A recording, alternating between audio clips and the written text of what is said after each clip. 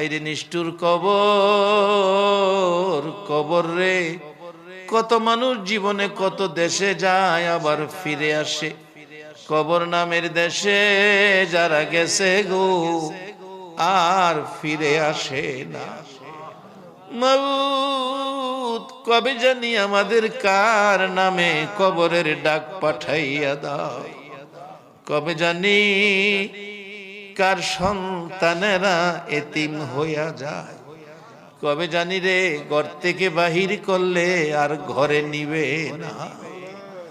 ওই দিন আসার আগে তোমার ঘর, তোমার বন্ধুর ঘরের পক্ষ থেকে আয়োজিত মাহফিলে আমরা যারা হাত বাড়াইছি, আমাদের জানা অজানা সবগুলো গুনাহ তুমি মাফ করে দাও। আল্লাহ, আমরা গুনাহগার, গুনাহগার গো, আমরা গুনাহ করেছি, আমরা তো জানি না কেমনে তোমারে ডাকলে ক্ষমা দিবা। শুনেছি শেষ রাত্রে গাছের ডালে ডালে পাখিরা মধুর কণ্ঠে তোমারে ডাকে রে আল্লাহ।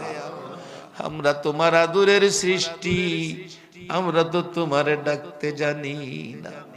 দুইটা হাত বাড়াইছি, ছোট সময় বাচ্চারা মা কইয়া ডাকতে পারে না, মারে দেখলে হাত পাও নাড়াইতে থাকে, মা দৌড়াইয়া টাইনা কোলে নেয়। আমরা ডাকতে জানি না, দুইটা হাত বাড়াইছি রে আল্লাহ। কে কত গুনাহ করেছি, কে মেয়ে কে পুরুষ, কাউরে কিছু কইও না। আজকের মাহফিলে আমাদের জানা অজানা সবগুলো গুনাহ মাফ করে দাও। আল্লাহর একটা দরখাস্ত, তুমি রাগ হইও না। তুমি রাগ হইলে আমরার মনের দুঃখ কার কাছে বলবো? আজকের মোনাজাতে যারা হাত বাড়াইছে রে, মেয়ে বুঝি না পুরুষ বুঝি না, কার জানি মানাই রে মা, মা গো মা, কে জানি মার অভাবী, কে জানি বাবার অভাবী আজকের মোনাজাতে হাত বাড়াইছে।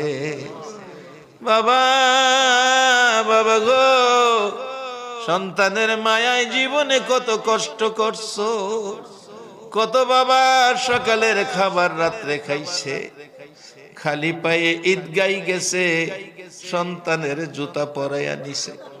কত বাবা 3 বছরের পুরান জামা গায়ে দিয়া ঈদগাই গেছে গো, সন্তানের নতুন